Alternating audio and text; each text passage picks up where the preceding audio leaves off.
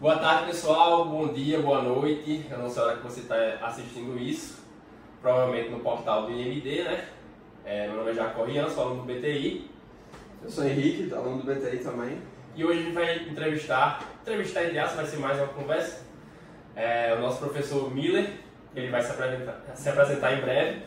A gente vai falar um pouco sobre a matéria de VGA, vamos falar um pouco sobre a carreira do Miller. E é isso. O objetivo desse podcast é para informar o aluno do BTI sobre essa matéria de VGA, né? Como todos os outros podcasts que a gente tem aqui, que é para informar o que a pessoa tem que esperar dessa matéria e o que ela vai encontrar quando ela estiver cursando essa matéria. Então, vamos lá, né? Vamos lá. Professor, por favor, comece se apresentando. Quem é você, sua formação, como você chegou na UF aí? Então, eu sou formado pela Unesp em Ciência História e Matemática. Eu ingressei em 2018, me formei em 21. Depois de ter terminado a Unesp, no último ano eu estava fazendo iniciação científica no INPE, num projeto envolvendo rádio telescópio em que eu trabalhava com filtragem de sinais. E como eu estava trabalhando lá no INPE dentro da iniciação científica, eu me aproximei de um outro departamento, que era o departamento de computação, e acabei entrando na pós-graduação em computação aplicada. Então eu trabalhei com matemática computacional no mestrado e no doutorado, que eu fiz pelo INPE mesmo, e terminei o doutorado em 2019, em que eu trabalhava com mecânica dos fluidos computacional, só que eu trabalhava especificamente com equações para plasma, e eu fazia aplicações de simulações numéricas de um contexto espacial, usando plasma. Nessa época, eu terminei o doutorado, foi mais ou menos quando estava para estourar a pandemia, e foi mais ou menos a época que eu prestei o concurso para a UFRN. Nossa. E eu prestei o concurso, eu fiquei em segundo lugar, e daí eu fui correndo de um pós-doc para o outro, até enfim ter sido chamado no ano passado. Que o cara que tinha passado do concurso na UFRN, originalmente ele se desligou para se mudar para São Paulo. Curiosamente, de São Paulo pra cá. Curiosamente, aquele cara, ele tem uma formação muito parecida com a minha. Só que ele também, eu fiz um concurso para o Unesp de Presidente Prudente e ele prestou de novo. E ele ganhou de mim de novo. Nossa! Caramba, cara. O cara tem que ter seguido a carreira toda. Eu brinco com ele, deu, mas é verdade. Daí o Demolideu voltou para Presidente Prudente, porque é muito próximo da terra dele. Daí me chamaram aqui para a FRN e não pensei duas vezes antes de vir. E aqui estou desde o ano passado. Tu estava falando da tua carreira, né? Eu soube que tu ganhou um prêmio. Tu pode falar um pouco mais sobre esse prêmio, o que é? Sim, foi o prêmio Foi um prêmio da Sociedade de Matemática para a melhor tese de doutorado apresentada naquele ano, em matemática computacional. Que daí foi a minha tese de doutorado, que eu tinha feito durante a minha tese de doutorado, fiz toda uma descrição das equações do plasma, da dedução delas. Depois eu trabalhei com a parte computacional, e eu descrevi como era o software que eu desenvolvi, quais eram os módulos que eu trabalhava, como eu fiz com a parte de volumes finitos. Coloquei alguns resultados de umas aplicações que nós estávamos desenvolvendo no INPE, em que, de novo, era aquela situação que a gente queria simular o ambiente em torno da Terra do ponto de vista de magnetismo interagindo com o Sol. E daí a gente nós pegamos uma série de dados do satélite coletados pela NASA de magnetismo, e eu fiz uma simulação em que eu considerava um certo domínio, e na fronteira desse domínio eu adicionava esses valores de entrada dessa série temporal.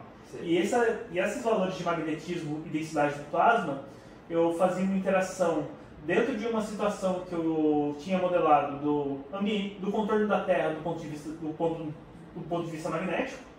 E daí eu criava todas umas estruturas magnéticas que já eram observadas do pessoal da geofísica, como a magnetocauda.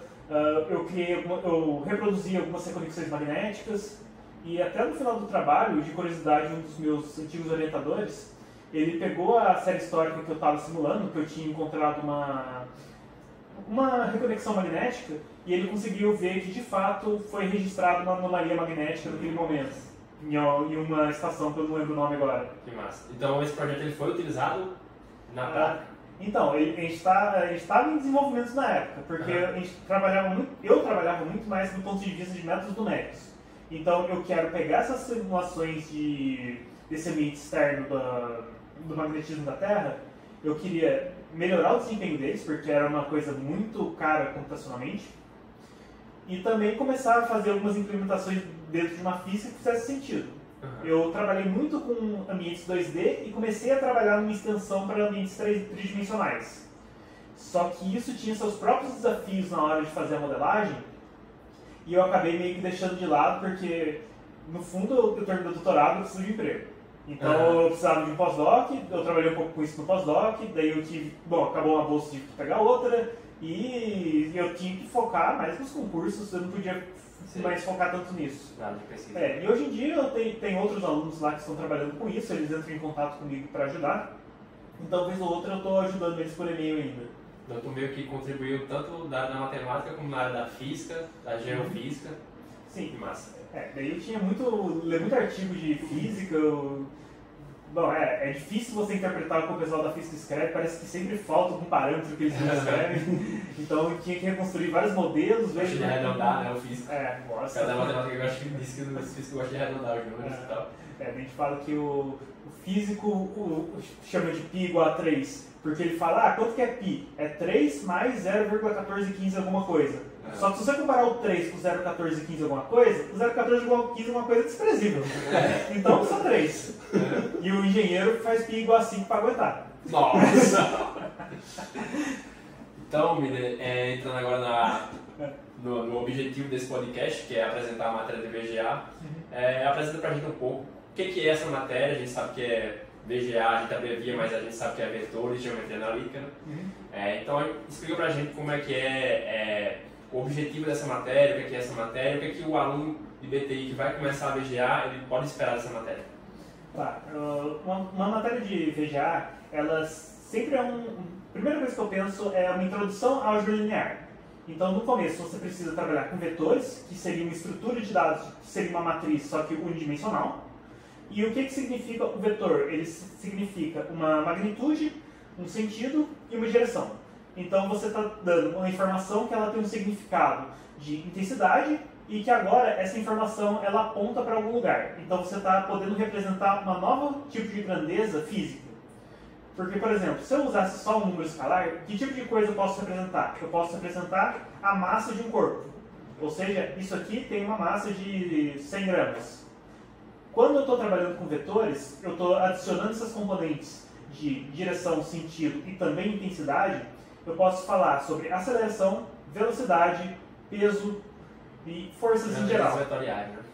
Então a gente começa a trabalhar com grandezas vetoriais. E também, só que para um curso de computação, me interessa muito mais a parte matricial da coisa. E, eventualmente, no curso de VGA, você vai ir para a parte de matrizes, que é uma representação de estrutura de dados bem básica. E também, vocês vão usar as matrizes para tratar com sistemas lineares. E isso é uma coisa que é muito subestimado pelo aluno, porque ele não sabe o tanto de aplicação complexa que você consegue reduzir a um sistema de equações lineares. Então você tem muito problema de equação diferencial, que é uma coisa completamente complicada, que você consegue tornar um problema discretizado e fazer uma aproximação e resolver a aproximação como um sistema de equações lineares. Tornando o problema mais simples, né? Então tem muito problema desse tipo na matemática, que daí vocês vão ter que aprender a fazer isso do ponto de vista de VGA. Só que o que acontece em VGA? Você sempre aprende a fazer as soluções analíticas da coisa. Vocês vão fazer um pivotamento, vocês vão fazer um escalonamento de Gauss. Na prática, esses algoritmos, provavelmente eles não vão ser úteis. Por causa que vocês vão precisar de uma outra ferramenta chamada cálculo numérico, que vocês vão usar para resolver esses sistemas quando eles são muito grandes. Que é diferente do cálculo que a gente conhece. Porque o cálculo que vocês conhecem, vocês vão obter o valor exato. Então vocês vão ter um algoritmo que vocês vão seguir, esse algoritmo vai dar exato para esse vetor coluna. Esse algoritmo ele é complexo no sentido de muitas operações por tamanho da matriz de entrada. Só que o grande problema deles é o sequenciamento de operações. Você pode ter algum problema de pivotamento, ele não é bom quando você tem uma computação que está adicionando erros a cada interação. Só para a galera que é leiga, que não entende nada, assim como a gente. Então pensa no seguinte. Fala o que é pivotamento, Tá. que tu está falando tanto. Desculpa, eu não devia ter falado esse termo.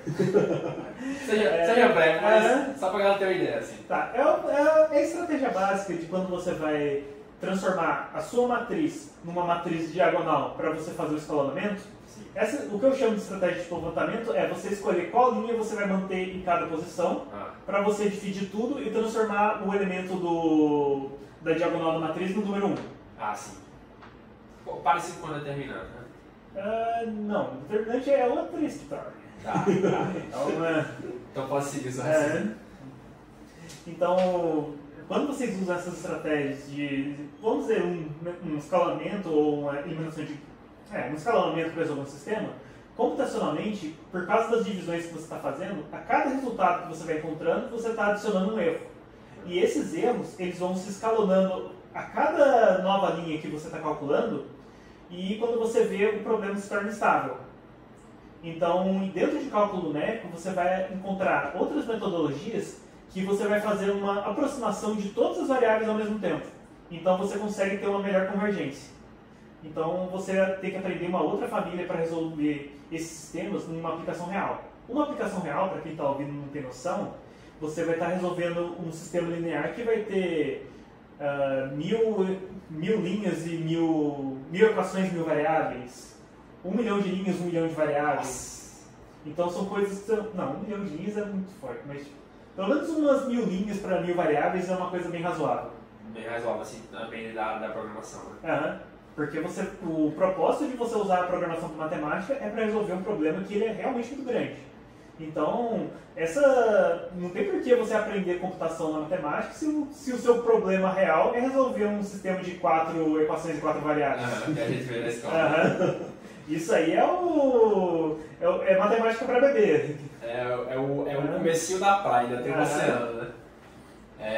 Então, tu falou muito sobre matrizes dentro de VGA, então a gente pode deduzir que matrizes vai ser muito importante para a gente estudar dentro de ME também, que é uma matéria antes de VGA, né? Sim, em ME a gente tem uma introdução muito pequena e curta sobre matrizes, que eu pretendo dar em questão de 2 aulas. Só falar, matrizes são isso, as operações com matrizes são essas, um determinante é isso, se você calcula um determinante assim. Eu não tenho tempo de adentrar muito as matrizes com um curso de ME. No curso de VGA você vai ter tempo de explorar mais as propriedades, vários tipos de matrizes que têm propriedades específicas para determinados tipos de problema. Porque matrizes, eles vão ser a chave da álgebra linear, e a álgebra linear vai ser onde você aprende a fazer transformações de espaços e vetores. Então, por exemplo, quando você tem uma imagem, você aplica um filtro sobre ela. Matematicamente, você está multiplicando aquela imagem por uma matriz. Sim. Você quer selecionar um trecho de uma imagem, você quer rodar essa figura, você está multiplicando por uma matriz de rotação. Dessa matriz de rotação, ela tem que ter algumas propriedades que vão ser bem definidas em álgebra linear. Isso que tu está falando é a matriz sendo aplicada na prática dentro da programação, né? Então, já que a gente entrou tanto em teoria quanto na prática. Já que a gente entrou nesse campo, explica pra gente como que a matéria de VGA pode contribuir para o aprimoramento da pessoa que quer ser programador, que quer ser desenvolvedor e está cursando tecnologia da informação. Tá. A disciplina de VGA ela faz 2 coisas. Primeiro, ela te prepara para a álgebra linear. Então, a álgebra linear vai ser muito importante para você fazer todas essas partes de transformações quando você estiver trabalhando com vetores de matrizes e de imagens, figuras, pode ser até espaços, que caso você está... estou programando um jogo e um jogo ele tem que ter um espaço que vai se fechando, se contorcendo. Isso é tudo aplicação de matriz. A outra coisa que é um pouco subestimada é que o aluno ele precisa começar a desenvolver uma visão espacial do problema matemático dele. Isso você começa a ver em VGA. Então, como você começa isso com VGA? Eu tenho um vetor. O vetor ele vai ter uma setinha apontando para um canto. Eu vou usar esse vetor agora para definir uma reta. Então, uma reta no espaço, eu já estou começando a forçar o aluno a ter uma visão espacial do que seria, se essa sala é um espaço e eu tenho um cano cruzando essa sala, qual seria a equação que descreve o trajeto desse cano? Daí, à medida que você vai avançando no curso de VGA, você vai adicionando figuras mais complexas. Você pode adicionar também equações paramétricas em que você descreve, dentro do espaço, você tem coordenadas x, y e z. ou seja, vamos dizer, essa direção, a direção para frente do plano e uma direção de altura. E eu imagino que eu tenho um ponto que ele pode variar em função de uma quarta variável, imagina no tempo. Então eu tenho um drone, esse drone ele só ocupa um ponto a cada instante de tempo, mas eu preciso descrever a posição desse drone a cada ponto do tempo. Uma quarta dimensão. Então isso é uma coisa que vocês vão aprender a lidar com VGA. Então, pode-se dizer que VGA vai contribuir com a capacidade de solução de problemas, melhorando o pensamento lógico do programador, certo? Sim, pensamento lógico, e às vezes você precisa ter uma visão geral do seu problema. Falta essa noção de espaço. Uma noção de espaço, fazer uma abstração um pouco mais complexa, porque você lê um problema e você abstrair para um espaço em que aquilo realmente está acontecendo, tem um certo espaço ali. E muita gente, eu faço uma descrição do problema, eu tenho um problema simples que eu costumo colocar na turma de ME, nem precisa de VGA. Eu tenho uma reta que eu dei a equação, e eu dei uma segunda reta que eu não falo a equação dela. E essas duas retas, elas têm que ter uma propriedade, que elas têm que formar um triângulo de área não sei quanto. E daí eu peço para vocês determinarem quem que é a equação dessa segunda reta que eu não dei nenhuma informação sobre ela. Isso é uma coisa que pega muito alunos de ME, por causa que ainda não desenvolveram a visão espacial para entender o que é o problema que está acontecendo. Mas a partir do momento que eu desenho o problema, aparece, sabe? Eu desenho o problema, mostrei quais são os pontos de interesse, o aluno consegue fazer. Porque seria um problema simples, né? Mas um problema de ME é algo bem mais complexo. Porque você não está acostumado a fazer uma abstração muito grande. E em VGA a gente tenta puxar essa abstração um pouco mais para cima. Daí isso chega na terceira unidade de VGA, que o pessoal passou o terror comigo, que foi a parte de cônicas. Porque daí eu penso, agora eu tenho um espaço, nesse espaço eu defino quem que vai ser um cone, e as curvas cônicas elas vão ser curvas que aparecem a partir da interseção desse cone com um plano. Então, imagina que você tem um cone, e eu vou cortar esse cone com uma lâmina. Qual é a forma que fica desenhada no cone depois que eu cortei essa lâmina? Aí a gente entra um pouco do que a gente vê no ensino médio, de geometria analítica, né? As cônicas, a elipse, né? Você viu isso? Surpresa. Geometria analítica não costuma ser muito aprofundado no ensino médio, né? Não, eu só vi equação de reta e circunferência só no ensino médio. Pois é, e é algo importante, né? Principalmente na programação. Fala um pouco como é que você trabalha a VGA dentro de sala, a sua metodologia, como é a forma que você passa esse conteúdo para o aluno. Então, VGA, quando eu passei no ano passado, eu prefiro sempre... Eu não gosto muito de ficar jogando muito slide com informação na lousa. Por mais que eu faça um slide ou outro para o aluno ter um material de apoio, mas eu vi que a aula fica meio maçante. Então eu tento sempre ficar desenhando as situações e fazendo construções em cima do que eu quero argumentar. Então eu tento seguir minha aula um pouco parecido com o que eu faço em ME, que é no sentido de que a aula é sobre determinado tópico. Eu quero falar sobre a operação produto escalar, e eu defino quem vai ser a operação produto escalar, o que eu quero representar com ela, e apresento alguns problemas que eu posso usar aquele tipo de operação para resolver. Todas as matérias de matemática, a gente vê um índice de reprovação muito alto, né? Aqui no IMD. Em VGA não é diferente, né? Não. Então, como que tu vê essa questão da alta reprovação? Como você acha assim, que seria uma solução para esse problema? E o que tu pode trazer assim, para tentar meio que mitigar essa galera aí que está reprovando pra caramba? A alta reprovação no MD é um problema grande. Tanto para o aluno quanto para o próprio curso. Nossa. Porque todo semestre você tem que abrir uma determinada quantidade de turma, só que os alunos estão reprovando, então eles têm que concorrer espaço com os alunos que são ingressantes, e daí eles vão dar prioridade para o ingressante, e daí o aluno que já é veterano, que reprovou várias vezes, ele pode não conseguir turma, e isso pode ir atrasando a formação dele. Verdade. E eu tenho alunos que chegaram num estágio, até um pouco de responsabilidade deles mesmo, de eu preciso passar em ME ou passar em VGA agora, senão eu não me formo. Porque além de fazer uma disciplina nesse semestre, essa disciplina é pré-requisito de outras. Então, se você começar a limitar a entrada de alunos em algumas disciplinas que são literalmente gargalos, então é horrível para a administração do curso em si, não só pelos alunos. E o que a gente pode fazer para ajudar os alunos é o seguinte: no VGA é uma disciplina de segundo semestre aqui, certo? Então você pega o aluno que é calor, ele está acostumando o que é a faculdade. ME, eu costumo dar o boi que o aluno ele chega na faculdade e acha que é o mesmo ritmo do ensino médio. Não é. A gente tenta ser bonzinho com o aluno do primeiro ano, mas não é. O cara vê aquilo lá no ME achando que era ensino médio e tá tranquilão, pô. Aí quando vê, tá tranquilo. Reprovou. Ele reprovou e ele percebeu. Então faculdade não é ensino médio e pós-graduação não é faculdade. Então é um susto no primeiro momento. E você tem que a conta meio que estava batendo de meus primeiros alunos serem os alunos que fizeram ensino médio na pandemia. E estudar matemática pela pandemia, eu duvido que alguém conseguiu fazer isso apropriadamente. Porque, só foi um professor lá numa lousa, é tão facilzinho dar um WhatsApp aqui e abrir o LOLzinho? Não é isso? Eu fiz muito isso. Fiz muito. Então, se você não consegue ter dedicação, você não tem um professor falando cara a cara com um aluno, então o ensino de matemática ficou muito defasado. Quando você chega numa faculdade de exatas e, para sorte de vocês que existe ME, então fica pesado. Por exemplo, no meu caso, a minha primeira aula na matemática foi uma aula de cálculo.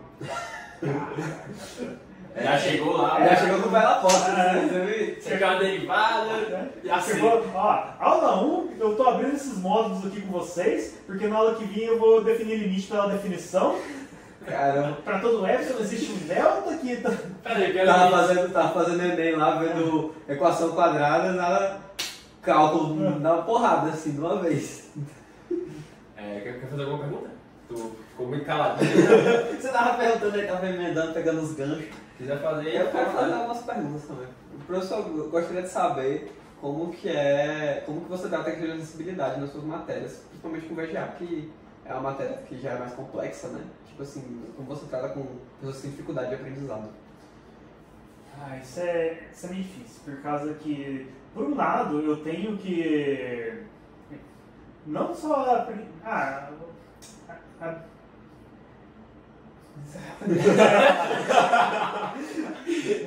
quando o cara tá raciocinando, é um raciocínio muito complexo e muito... Não, eu não estou conseguindo falar dificuldade de aprendizado. Às vezes um aluno tem a dificuldade de aprendizado. Isso pode ter várias origens. Você pode ter um aluno que tem um TDAH, você pode ter um aluno que tem um TEA, você pode ter um aluno que só não quer estudar mesmo. E pode ser um aluno que não está com cabeça para estar ali naquela hora. Eu não sei se tu falou, acho que tu falou, foi no começo do curso de ME, se alguém tem algum problema de TDAH. O que eu perguntei no começo... eu falei algo desse sentido também. É porque eu perguntei quem tinha problema de visão para fazer uma prova adaptada, que daí eu faço uma fonte um pouco maior, e quem tem problemas de TDAH, até alguma dificuldade nesse sentido, que nós temos aqui na MID, o pessoal do SAP, que daí eles fazem um auxílio psicológico ou algumas adaptações para quem precisa de alguma necessidade especial. Por causa que na aula o professor não pode fazer tudo. Eu tenho cada turma começa com entre 60 e 70 alunos. Eu não tenho como pegar na mãozinha de um aluno que tem uma necessidade especial e largar o resto. Se eu falo com o psicólogo, ele fala, não, mas se você falar muito especificado para o aluno que tenha mais dificuldade, eu vou conseguir reduzir a complexidade da matéria para todo mundo mais fácil. Mas na prática não é tão bem assim. É mais complexo. Porque eu preciso que o aluno ele seja capaz de abstrair. Então eu preciso complicar.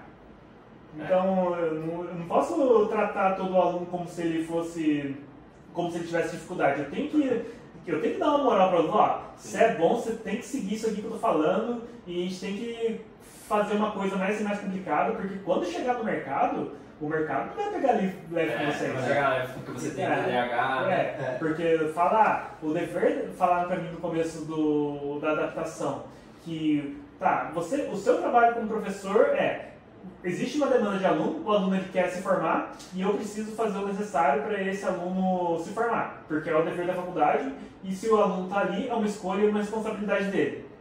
Tá, até certo ponto faz sentido, mas eu tenho que dar um preparo e um respaldo para o aluno. Ele é um ser humano que ainda não sabe não tem toda a experiência que eu já tive, às vezes ele não tem a perspectiva de como é o mercado na realidade. Sim. Então você não pode sempre estar pegando leve com o aluno, mas tem alunos que realmente precisam de uma ajuda, a gente oferece essa ajuda extra aula. Eu sempre estou à disposição também, várias horas por semana, para algum aluno que queira vir conversar particularmente. E porque também tem as monitorias, que é um serviço que a gente tem dos próprios alunos se ajudando nessas disciplinas que tem uma reprovação alta. O aluno ele tem que saber se virar, né, também, porque ele vem muito com aquela mentalidade do ensino médio, né, que pega na mãozinha, muitos não são autodidatas, né. Qual dica que tu daria, assim, já entrando nesse campo, o cara que é autodidata, para ele melhorar as habilidades matemáticas dele, assim, como tu acha que ele deveria direcionar o conhecimento dele e usar o certo tempo que ele tem ali para melhorar as habilidades de matemática dele para essas matérias? Tá, alguém que quer tentar ser autodidata. De tempo livre, assim, para melhorar as habilidades até dentro das matérias dentro da faculdade mesmo. Porque vem essa defasagem do ensino médio, e aí talvez o cara pode preencher essa lacuna com sendo autodidata no tempo, melhorando as habilidades ali que faltam, né? Então, é que tem o tal do ditado da arte marcial que se você está treinando, mas sem supervisão, você não está treinando, você está reforçando seu erro. É verdade. Então, é bom você ter alguém que tenha mais experiência com você, discutindo o que você pode fazer e o que você está fazendo errado. Então, se você quer seguir esse caminho, que eu quero fazer um preparo melhor para quando chegar nessa disciplina, tenta pegar um livro que tenha alguns exercícios resolvidos, tenta acompanhar as resoluções, resolver os problemas que ele mesmo propõe e que ele apresenta respostas no final.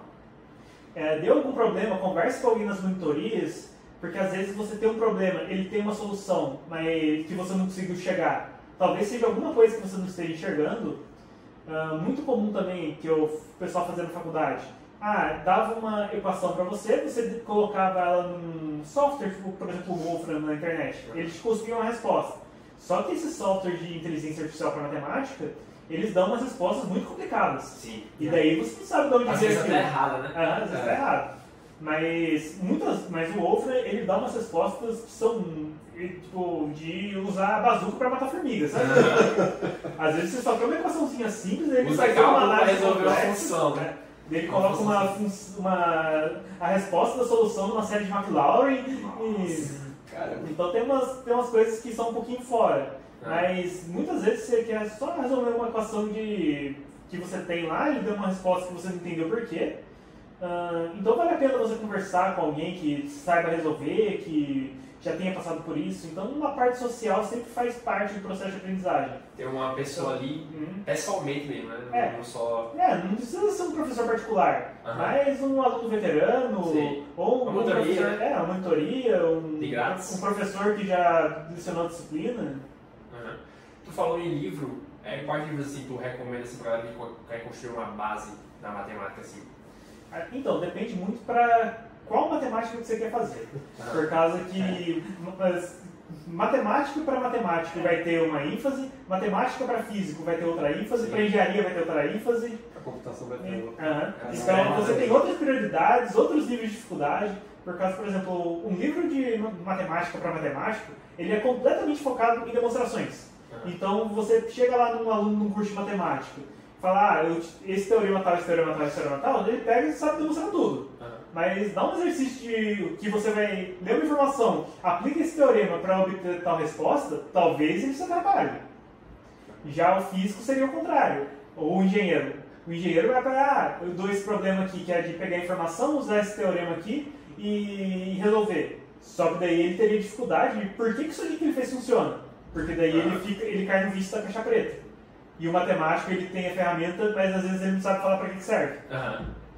Então, dependendo do curso, você tem uma ênfase para onde é mais útil, né, você saber, né? Não é falar que um é melhor que o outro, mas é a utilidade da formação. Para o pessoal de TI, talvez eu recomendo um livro que seja um pouco mais simples e conciso nos conceitos deles, por causa que VGA ele vai precisar de um pouco para te introduzir numa álgebra linear, E você também não vai precisar de uma álgebra linear tão sofisticada. Você vai precisar usar as suas principais ferramentas dos cálculos com matrizes, das matrizes de rotação, das matrizes de cesariamento e coisas que não são tão absurdas. A gente Talvez meus trocos de base. A gente atualmente vive um momento do mercado de TI que a galera tem muito autodidata no mercado de TI, né? Uhum. A gente no nosso mercado a gente não tem uma regularização assim de você precisa ter faculdade. E como que tu vê assim a matemática no geral, não só o VGA, a matemática no geral, como ela pode contribuir assim para a carreira do programador e como tu acha que a faculdade de TI pode contribuir para a carreira do programador também? Tá, a matemática para o TI seria um grande diferencial em relação ao aluno que é autodidata informal.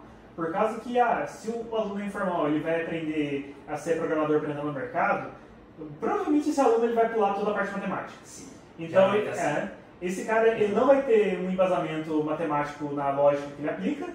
Então, eu acho que o aluno que entra num curso de TI, tendo uma formação matemática, que seria o que ele teria de diferente, ele teria uma melhor argumentação em cima da lógica dele. Consequentemente, eu acho que a probabilidade de ele fazer um programa melhor estruturado seja melhor. Ele vai ter uma rede de contatos dentro da faculdade, que rede de contato é uma coisa muito importante. Então, você conhece um professor, esse professor conhece tal empresa. Pô, 2 andares aqui para cima tem um incubador de empresa. Você pode falar com um professor e um professor meio que já te conversar você com uma dessas incubadoras e você já fazer uma rede de contato ali. Sim. Também é importante, porque você fugir da matemática, né? Mas é importante dizer também. Sim, mas você, por exemplo, você quer trabalhar com uma área que é um pouquinho mais complexa, você quer trabalhar com jogos. Jogos tem muita coisa de matemática em cima, principalmente coisa de álgebra linear. Você precisa fazer operações de matrizes, você precisa fazer cesariamentos, você precisa fazer posicionamentos em relação a um espaço. Sim, então, eu quero um bonequinho que vai fazer um NPC que vai fazer um determinado trajeto. Isso aqui é equação paramétrica. Você vai falar a posição x, y e z daquele boneco à medida que o timer no seu clock do jogo está rodando. Uhum. Então, um aluno que não tem uma base matemática para fazer uma equação paramétrica, ele vai ter uma dificuldade maior de fazer esse bonequinho andando. A menos que ele tenha um pacote pronto. Mas a pessoa que só sabe usar caixa preta não vai conseguir inovar e nem justificar o que ela está fazendo. Sim. Daí eu não sei se é dessas coisas que podem surgir, por exemplo, os caras fazem uma implementação no jogo que o barco na verdade é um jacaré. Nossa. E daí eles colocam um barco em cima porque ele usa todo o pacote do jacaré no barco. O jacaré já tá nadando, bota o barco em cima. Isso me lembra um exemplo que tem em LoL, que é tipo assim, eles não têm um método definido para medir distância. Eles usam um personagem, que foi um dos primeiros personagens do jogo, para medir a distância, tipo, às vezes daqui até aqui é tantos dele. Eles não sabem, eles tipo, não têm uma medida definida, é só o personagem. Eles contam assim. Uma gambiarra que deu certo. Mas isso aí é o tipo de coisa que eventualmente vai dar um crash gigantesco no sistema todo. Porque daí você não está fazendo uma coisa que é bem estruturada desde o zero. Se você tem uma noção de matemática, você nunca ia precisar ter feito isso. Você ia ter uma noção de medida, e daí na medida que você teria uma conversão de medida no espaço, você poderia calcular a distância de qualquer ponto a qualquer ponto dentro da escala que o seu gráfico está trabalhando. A matemática vai trazer uma solução muito mais inteligente e mais eficiente também, né? Sim. Você evitaria cair nessas armadilhas aí. Tanto é que o LoL tem todo mundo, a maior parte das pessoas que joga, enfrenta muitos problemas com muito bug, porque sempre que eles lançam atualização, conserta 10 coisas, quebra 40. Aí as pessoas comumente chamam do código espaguete. Ele já tudo embolado já, ninguém vai saber onde está, a gente começa onde tem. Mais prática de programação, né? Daí se vocês fariam um curso de engenharia de software, de teste de software, porque engenharia de software é uma coisa muito genérica, né? Mas você fazer toda uma descrição do seu código, dos módulos dele, o que interage com o que, uma documentação decente e uns guias de o que afeta o que, nada disso teria acontecido. Você teria um projeto bem feito. Então, esse é o tipo de coisa que um autodidata que só quer ver 3 videozinhos no YouTube sair programando, ele não vai aprender. Ele vai aprender como é que ele abre o Java. Daí ele vai pegar tipo, um módulo pronto. Como é que eu faço esse módulo? Como é que eu faço esse módulo? Como é que eu faço um botão? Então é tão focado no operacional que às vezes você precisa mais do que operação, você precisa da abstração e da estruturação por trás. Às vezes o cara começa a estudar uma linguagem lá, ele não tem nem a base da lógica, ele nem estuda lógica, ele já pula logo para a linguagem, não tem a matemática, não tem a lógica, já vai para a linguagem, aí faz tudo cagado. Pode fazer tudo cagado. Pode sair alguém muito bom em cima disso? Estatisticamente sempre pode. Sempre tem maluco pra tudo, né? Mas não é um caminho que você recomendaria caso você queira ser um cara que realmente sabe o que está fazendo, sabe? Nem todo mundo é um gênio Não. pra já ir direto e não é pra arriscar. Tipo, o pessoal tem aquela falácia do Mark Zuckerberg lá, porque ele saiu de Harvard e virou um cara ricaço. Mas calma lá, né? Quantas pessoas que não fizeram faculdade que não quebraram a cara tentando empreender? E não é qualquer pessoa que vai pra Harvard, já foi pra Harvard. Então, tipo, ele era um cara que foi pra Harvard, né? Mas também não quer dizer que você, qualquer pessoa que larga Harvard vai virar um gênio, né? Ele pode ser muito bem um estatístico também. E aí, tem mais alguma pergunta? Você tem alguma? Cara, eu tenho várias. É porque não tá vindo agora na área. Mas o editor vai cortando essas lacunas aí. Professor, eu queria saber se você tem... Qual que é o quanto que você define na escala de dificuldade de VGA comparado, por exemplo, com o ensino médio ou com as matérias do primeiro semestre, tipo matemática elementar. Tá, VGA tem uma coisa que é quase tão difícil quanto se queira. Nossa! Porque a princípio, se você abrir um livro de VGA, os tópicos não são difíceis. Mas você consegue criar problemas muito complexos porque a ferramenta é poderosa. Então, é mais difícil que o ensino médio. Eu não falo que vai ser mais difícil que ME, porque ME faz uma coisa que é compactar os 4 últimos anos de formação do ensino médio fundamental e jogar na sua cara em 4 meses. Essa é a principal. Bem mais difícil. Então, veja, do ponto de vista, ele é mais difícil, só que é menos tópicos. Então, acaba sendo um curso mais suave. Então, tu acha que VGA é mais suave do que um FMC da vida, por exemplo? FMC é uma coisa. FMC tem uma nova componente, porque é um tipo de matemática que o aluno nunca viu no ensino médio. É matemática discreta, né? Então o aluno nunca viu matemática discreta, ele nunca viu como que é uma demonstração matemática mais argumentativa. Então é muita novidade acontecendo em FMC. Então é muito difícil você comparar a dificuldade disso. É verdade, porque GE é uma introdução ali, né? Mas mesmo assim, você pode falar, eu sou familiarizado com de geometria euclidiana e matemática elementar, porque eu vi no ensino médio. VGA, eu consigo puxar uma pontinha, porque eu já vi equação de retas no ensino médio. Eu já fiz equação de circunferência, agora eu vou fazer equação de elipse. Então você consegue fazer essas analogias. FMC é algo completamente novo. GL faz um pouco disso, né? Porque a gente vê geometria euclidiana, a gente pensa que é uma geometria que a gente vê no ensino médio, só que ele utiliza a geometria euclidiana como ferramenta para introduzir essa matemática discreta de argumentação, provas. Sim. E a galera já tem uma dificuldade muito grande. O GE teve um alto índice de reprovação, né? Muita gente reprovou em GE. Então... porque é muito novo isso pra mim. Justamente. A gente passa o ensino médio inteiro só, isso aqui é tanto e pronto. A gente não tem explicação, não tem o porquê, a gente só decora. Aí chega em GE esse baque, a gente tem que saber o porquê e tem que saber provar ainda como que chegou aí. E fazer uma prova bem feita. Não vai fazer uma prova meia boca não. Quando tu tá dando aula, tu gosta muito de dar exemplo dentro da programação, né? Esse aqui é o input, o output é esse, tu gosta muito de dar esses exemplos. Então, qual a relação que tu tem assim, com a computação, com a tecnologia de informação? Então, é por causa que quando eu saí do curso de matemática, eu fui para um curso de computação porque eu queria trabalhar com matemática aplicada. Então, eu fiz algumas disciplinas de computação durante o mestrado e o doutorado.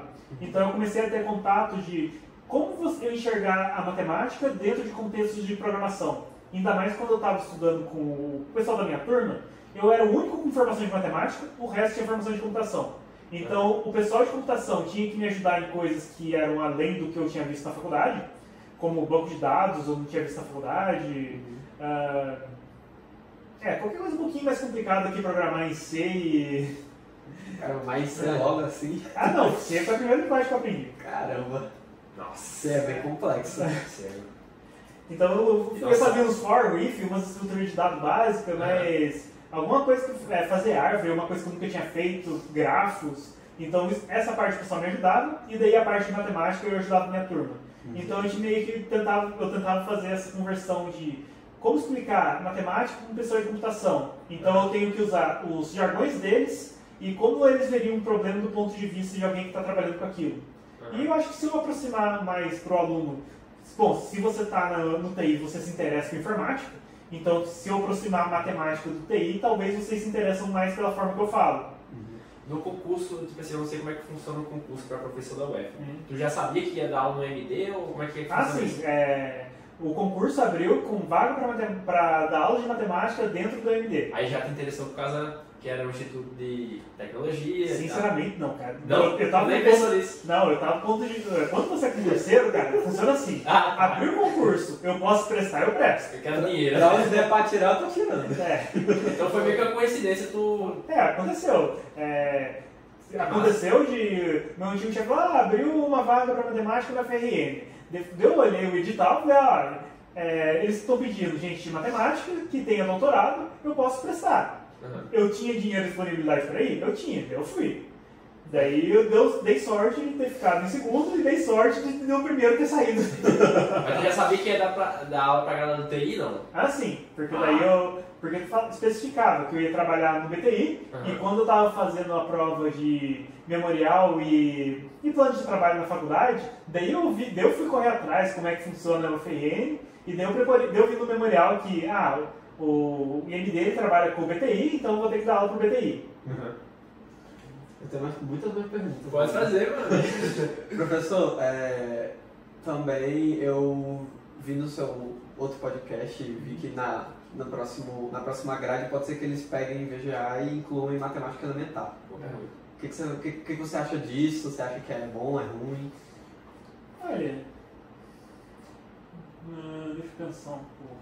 Porque, tipo, o que eu penso é que a gente do noturno, a gente só tem 4 aulas de matemática elementar, que já é um curso que a gente tem pouco tempo para ter muita coisa e ainda vão colocar mais coisa. Então, ou eles aumentam a carga horária de ME, porque pelo menos eu consigo dar uma parte um pouquinho mais chutada de VGA, então eu consigo expandir um pouco mais as discussões sobre matrizes, mas daí eu não ia conseguir entrar, provavelmente não ia dar tempo de entrar em cônicas, quádricas, essas coisas.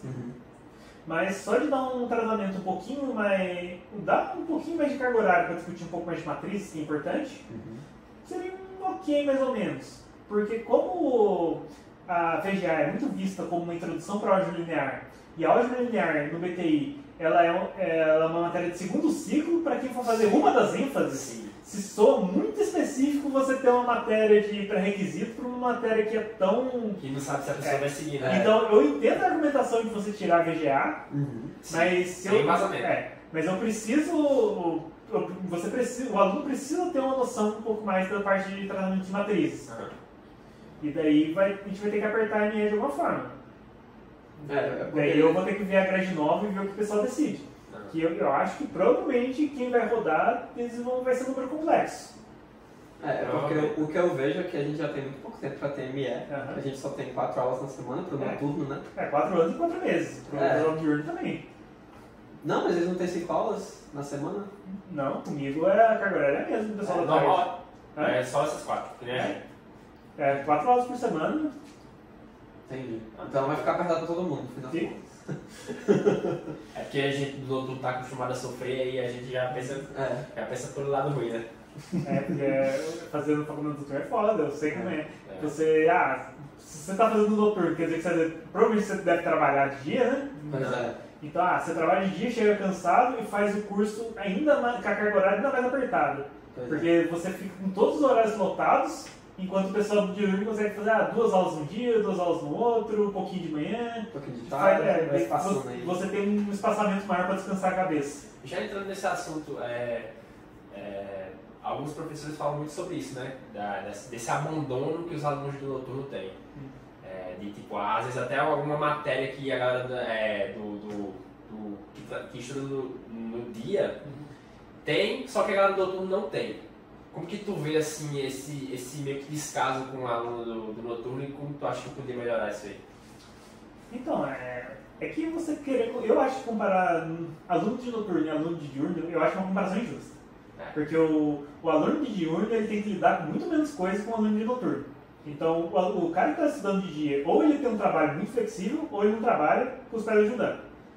O aluno de noturno, o perfil, o cara trabalha, então ele vai fazer 8 horas trabalhando, vai chegar no MD, vai ter 2 aulas nos 2 períodos, no N2 e no N3-4, bem apertado para sair bem tarde, para pegar um trânsito, chegar em casa quase meia-noite, para começar tudo de novo no outro dia.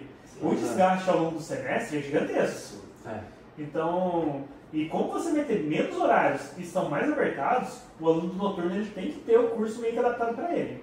E a gente não pode abandonar, falar então, não vamos dar curso noturno. Isso não faz sentido nenhum, porque o dever da faculdade é atender a sociedade. E a sociedade, em regra geral, as pessoas têm que trabalhar. A gente não pode abandonar o pessoal que, eu quero trabalhar, mas eu quero estudar para ter uma vida melhor mais pra frente. Então, o noturno ele tem que existir e a gente tem que aprender como é que a gente vai fazer ele funcionar. E a resposta é você não dar algumas disciplinas que o diurno, por exemplo, teria.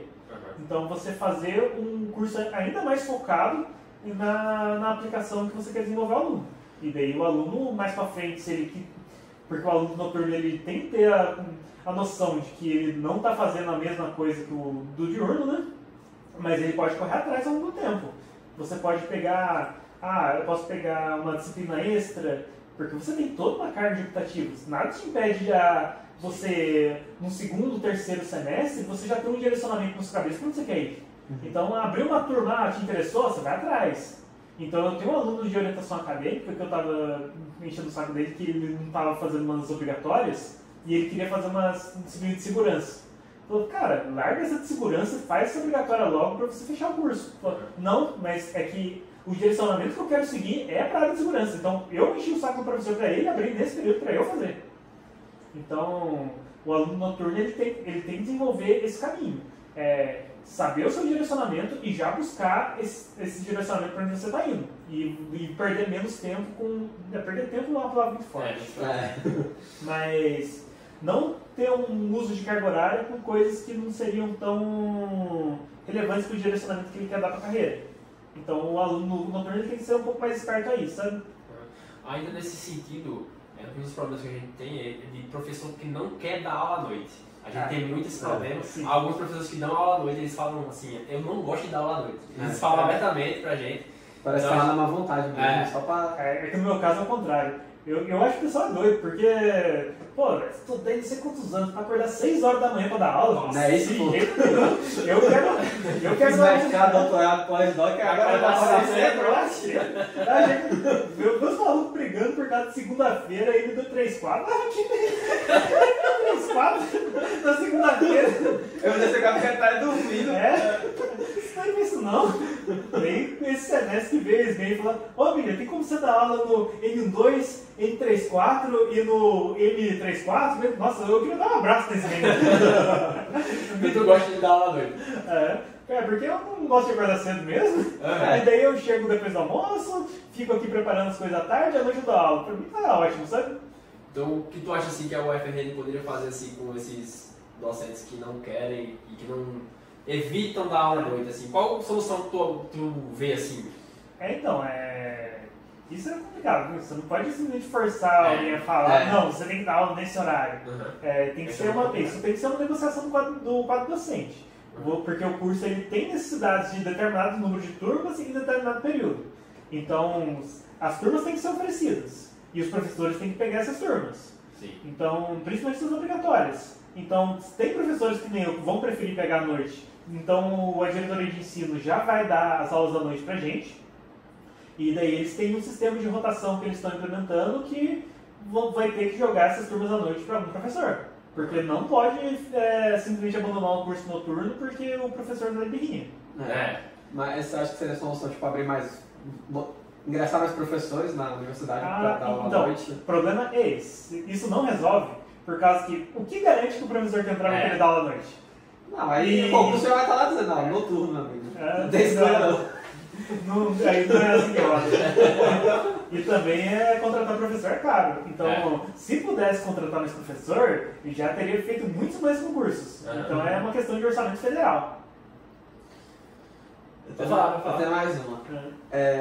Tem o professor William, de PLE, ele falou que está fazendo uma parceria com alguns professores para tentar melhorar a taxa de reprovação que tem nas matérias de matemática, principalmente. E aí, ele falou que é porque ele quer melhorar a didática dos professores, porque, tipo, eu também vejo isso, que alguns professores, a didática deles não é muito amigável, sabe? Então, o que você acha disso? Você acha que é bom? Você acha que vai melhorar? É um problema de aperfeiçoamento. Isso é sempre válido. Então, você reunir os professores para a gente discutir o que a gente está fazendo de errado e o que seria melhor que a gente fizesse. Então, esse tipo de discussão sempre tem que estar tendo do ponto de vista até... Bom, tem áreas de pesquisa em educação que fazem isso. E a gente tem que passar essas noções de boas práticas de ensino para quem de fato está dando aula. Então, eu acho super válido o que ele está fazendo. E daí a questão de você ver o que a gente estiver discutindo, como é que a gente adere isso de verdade. Porque, no fundo, você chegar no professor e falar, não dá sua aula assim, dá desse jeito. Não é tão fácil assim, você mudar toda a forma que você acostumou ao longo dos anos de argumentar determinadas coisas. Porque também, assim, a gente fala muito do aluno, né? O aluno não tem base, ele não tem base, aí ele vai ter dificuldade. Mas, às vezes, o problema também está no professor, né? Eu vejo muito isso porque eu sou um aluno com TDAH, eu fui diagnosticado recentemente. Então eu tenho algumas dificuldades que outras pessoas não têm. Eu tenho um pouco de dificuldade de aprendizagem, às vezes eu demoro um pouco mais para entender os conteúdos. Eu sinto que tem alguns professores que a didática deles é só ficar lendo slide. Eu não tenho porra nenhuma com ele lendo slide. Eu já quase caí nessa armadilha já. Que no começo do curso não foi nem VGA, foi em ME. Quando eu entrei na UFRN, que eu meio que caí de paraquedas. Eu cheguei no meio do primeiro semestre do ano passado, e daí eu comecei a dar a primeira e a segunda aula com os slides do Tonhão. Só que eu tenho esse problema que se eu tenho slide, eu começo a ler o slide. Então eu tenho que abandonar, eu vi que eu tinha que abandonar essa ideia de slide, e slide deixa para o aluno ler depois. Eu vou escrever no texto, o aluno perde a atenção também. Só que quando que eu comecei a fazer, eu dou a aula escrevendo na lousa. Pra mim funciona melhor por causa que eu penso melhor escrevendo. Então, à medida que eu estou escrevendo, eu estou pensando, e à medida que eu estou gastando tempo pensando e escrevendo, eu já vou pensando na próxima e estruturando minha linha de raciocínio. Eu, como aluno, prefiro assim. Eu também prefiro. Pra mim é até melhor, porque você vai montando lá na nossa frente, como faz, aí eu também vou montando na minha cabeça. Quando eu vejo a questão, eu falo, monta dessa forma aqui e tal, porque é muito melhor que só ver o negócio pronto e tentar simular. E também daí acaba acontecendo de alguns alunos me falam comigo que daí ou eu presto atenção ou eu copio. Então, às vezes eu fico meio nessa, tipo, eu tô falando, o aluno está prestando atenção, mas aí na hora que eu quero ir pro próximo tópico, daí ele está copiando, ele não consegue prestar, ele tem que parar de prestar atenção para copiar. Então eu tenho que aprender a lidar com a situaridade quando o aluno está copiando e quando eu estou falando. Então tem esse tipo de desafio. Também, desse ponto de vista que eu falo... Eu ia falar alguma coisa que eu esqueci. Então eu vou... Editor, sacou? Eu gosto muito da forma que você dá aula, porque eu gosto também. Tipo, apesar de existir essa reclamação de que você está escrevendo muito, eu tenho que prestar atenção, tem muitos momentos que você está só copiando, então eu consigo acompanhar muito bem.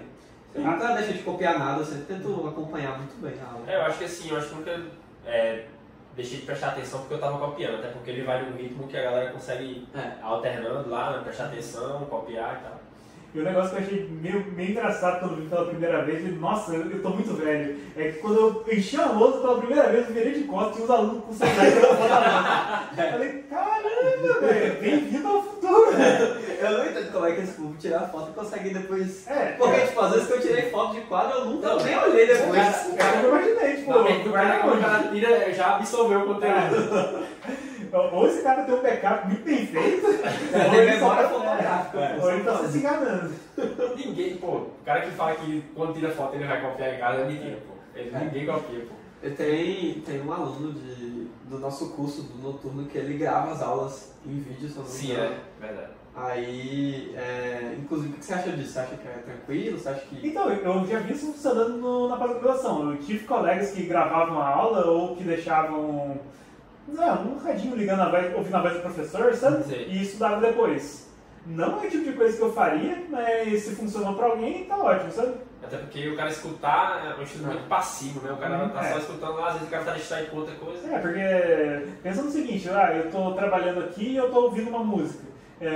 Quanto do tempo que você tá fazendo uma coisa você tá concentrado na música? Mas eu entendo que tipo, é mais pra eu quero revisar depois, ou então, tipo, por exemplo, pra mim, eu aprendo muito mais vendo o professor explicando do que ficar lendo um texto gigante me explicando um conteúdo. Então, tipo, pra mim, eu vejo que é uma coisa muito positiva. Tanto é que, menos que o videoaula eu não gosto muito não. Eu gosto de, tipo, estar com o professor presencialmente, tirar dúvida. E a vantagem de ter um professor é que você pode interromper ele, né? Então, você precisa que ele seja um pouco mais devagar em determinada parte. Você não consegue fazer isso no videoaula. Não é colocar no 0,25 de áudio que vai resolver o seu problema. Então, às vezes, para aqui e explica de outra forma. Então, ter um ser humano sempre ajuda nessa parte do estudo. Já que a gente entrou nessa área de metodologia de estudo, muita gente vem do ensino médio sem saber estudar, né? A pessoa sabe assistir aula, mas ela não sabe estudar. Qual que é a metodologia que tu usa assim, para estudar, para fixar o conteúdo? E qual que tu daria pra galera assim, que está querendo melhorar o método de estudo? Então, método de estudo é uma coisa que tem muita... no fundo, você tem que se conhecer. Sim. Tem determinado método de estudo que funciona para determinado tipo de pessoa. Então, e todo mundo tem a falácia do eu aprendo vendo. Sim. Essa aí é uma falácia porque é a forma mais preguiçosa que você tem de estudar e meio que você se engana. Porque acho que é a Netflix, né? Eu tô assistindo um vídeo do YouTube aqui do cara fazendo transformação de matriz. Interessante. Aí você tá comendo aqui. Você pode estar até acompanhando o que o cara tá fazendo. Só que acabou o vídeo, sua memória não reteu nada e você não teve noção disso. É verdade. Então você precisa aliar alguma coisa que está te explicando o que está acontecendo e com alguma mecanização na sua cabeça. Então eu recomendo você sempre tomar nota do que você está estudando. Como eu sou dos mais antigos, eu estudava muito com livro na graduação. Então eu abri o livro, eu estava tendo um texto, eu tentava, tento fazer um resumo do que você está lendo. E tentar fazer uma argumentação. Escrito mesmo. Porque escrever é bom, porque força você a ler o que você está fazendo, e quando você está escrevendo, você está lendo de novo, e você está pensando quando você escreve. Verdade, e criando raciocínio. Então você está tendo várias instâncias de aprendizado do que só ficar ouvindo alguém falar. Sim. Exato. Então é um negócio muito pessoal, né? Não tem método, não tem fórmula. Se tivesse fórmula pronta, já tinha saído já. Mas qual a fórmula assim que tu estuda mesmo? Tu assim no teu dia a dia, como é que tu estuda? Então, eu estudo muito por leitura e fazendo marcações do que eu acho importante. Obviamente não no livro, porque eu não sou um selvagem. Hoje em dia tu não copia mais, também já tá saco cheio, né? Tu não copia mais hoje em dia, porque também... Se eu pegar alguma coisa muito nova, eu preciso ficar escrevendo folha de rascunho. Então, por exemplo, eu tava lendo um livro ali, que é uma coisa que eu não trabalhava. Bom, eu vou ter que trabalhar com coisas de quântica agora que eu não sabia que vai pegar, que eu não tenho muita experiência, para fazer um grupo de pesquisa. Então, eu tô com um livro para chegar na Amazon lá que eu vou pegar para estudar, e... Droga, fiz propaganda, paga isso. Dá um pi aí, quando ele falar. Mas também não fala que eu vou piratear ele. Então, magicamente vai aparecer um livro no futuro que eu tenho que estudar ele. Então eu vou separar uma folha de papel, uma caneta, e à medida que eu for lendo, aparecer uma equação importante. Eu vou marcar essa equação, vou ver o que essa equação faz e qual que é a importância dos termos.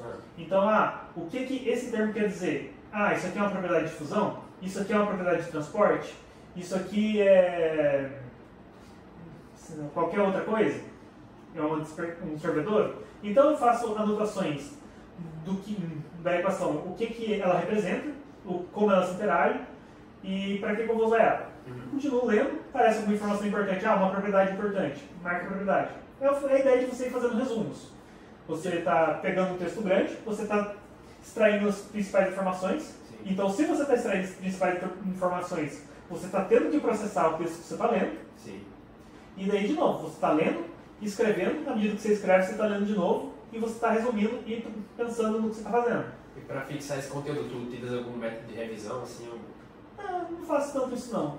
Tu só lê ali no resumo pra ver. Porque uma vez que eu fiz o resumo, a próxima vez que eu for rever aquilo, a ideia é que eu leia o resumo e a partir do resumo eu saiba o que eu tinha pensado anteriormente. Sim. Então acaba sendo meio que um exercício até de memória, né? Porque Sim. fazer um material bom o suficiente para retomar, tipo, o que era a informação importante dessa coisa enorme que eu li, sabe? E tem um método de estudo que é você ensinar para outra pessoa, né? O professor, eu acho que ele fixa muito conteúdo por causa disso também, porque ele ensina, né? Isso ajuda bastante.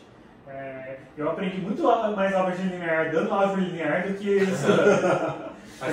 Porque na hora que falou, a gente estava precisando de um professor substituto para dar essa disciplina aqui para engenharia, você dá? Passei na matéria, passei daquele jeito, mas daquele jeito, não sobrevivi. Na média raspando. Mas daí, a partir do momento que você tem 50 pessoas olhando pra sua cara e que você tem que falar, então agora eu vou aprender esse negócio direito. Daí você pega o livro. Daí eu peguei o livro de álgebra linear, comprei um caderno, eu lembro até hoje, um caderno do Mortal Kombat com eu praticamente quase reescrevi um livro inteiro no caderno. Caraca, velho. E daí eu falei, agora eu vou dar aula desse negócio. Daí eu desde a cada aula eu resumi um trecho do livro, então não acho que você vai aprender tudo em uma semana, você não vai. Então leva um tempo, né?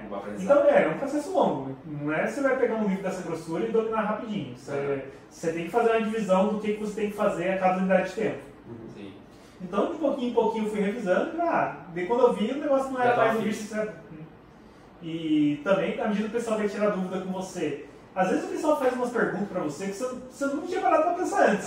E daí você tem que usar um raciocínio rápido pra fazer uma argumentação em cima do que ele falou. Sim. Então isso acaba sendo até um instrumento melhor de aprendizagem, porque funciona com uma variável caótica. Porque você não espera que venha e você tem que puxar uma argumentação mandrake pra resolver. A construção do raciocínio que você tem que fazer pra explicar é muito mais difícil que você pra entender, né? Porque o problema do livro você já leu. A hora que o aluno veio perguntar uma coisa com você que pode ser uma coisa que tem a ver ou não, eu já tenho que diferenciar. O que ele falou tem a ver ou não tem? Se tem, como é que eu saio? Se não tem, por que não tem?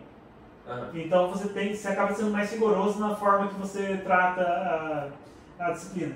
Sim. Eu queria saber o que você acha da gamificação nas matérias, principalmente de matemática, que são matérias mais difíceis, mais complexas. Se ajudaria no aprendizado e se você já tiver pensado nisso anteriormente, se você sabe alguma aplicação disso, já pensou em alguma forma de fazer. O meu primeiro contato com gamificação, com o conceito disso, foi quando eu entrei no IMD e foi num desses podcasts. Então o aluno veio me perguntar de gamificação sem eu não ter muito embasamento. Mas eu tive que conversar um pouco com o Charles, que ele é meu tutor e ele trabalha com isso, né? E eu tenho um certo receio quanto a isso, não sei se é um preconceito, da gamificação ela infantilizar o estudante. Eu tinha esse primeiro receio, porque eu falava, se o aluno só vai aprender por meio de um joguinho, mas até quando ele só vai aprender por joguinho, vai aprender de verdade. E querer aprender por joguinho é uma coisa que precisa de um setup muito grande. Então, por mais que eu quero fazer uma gamificação de um determinado conteúdo, eu preciso criar um setup um setup criativo para te ensinar esse conteúdo. Então, isso demanda treinamento, algum preparo na aula, que provavelmente eu não vou ter tempo, a menos que eu esteja dando aula há muito tempo e cada semestre eu faça 1 ou 2 joguinhos. Mas mesmo assim parece que é uma coisa que é um preconceito inicial que eu tinha de eu tô tendo um esforço gigantesco para fazer uma metodologia que pode infantilizar o meu aluno e que eu não tenho certeza se isso realmente vai resolver o meu problema. E às vezes ele nem leva aquilo a sério, né? O jogo só um joguinho. Porque é a coisa do joguinho. Mas, pelo visto, o que você está fazendo parece que é uma coisa que tem tido bastante sucesso. Eu vejo os alunos se empolgando bastante com a ideia, porque, no fundo, o pessoal cresceu jogando videogame. O que eles gostam de fazer é jogar videogame. Então, só trouxe o que eles gostam, o que eles precisam aprender para o mundo que eles gostam. Então, parece ser funcional, só que até que ponto também é divertido você fazer um jogo educacional. Então, o exemplo que você tinha me dado agora há pouco do ETzinho andando no corpo humano, ele é legal, mas, tipo, conceitualmente. Mas quantas vezes você vai jogar esse jogo? Sim. Então, não é que nem um jogo por exemplo, um Call of Duty da vida que o pessoal joga incessantemente até dominar o meta, entender o que você faz no mapa. Então, tipo, a curva de aprendizado que você aprende com um jogo que é completamente focado no entretenimento é uma curva completamente diferente de um jogo educacional. Sim. Até pelo próprio interesse do aluno. Uhum. Então, eu acho que o desafio da gamificação está aí. Como é que você constrói esse jogo educacional que gera um engajamento que seja 70% de um jogo que seja Prender o interesse do aluno. Uhum. Outra coisa que a gente queria perguntar é, recentemente a gente teve uma reforma aí, né, no método de avaliação e agora as médias subiram para 6. Uhum.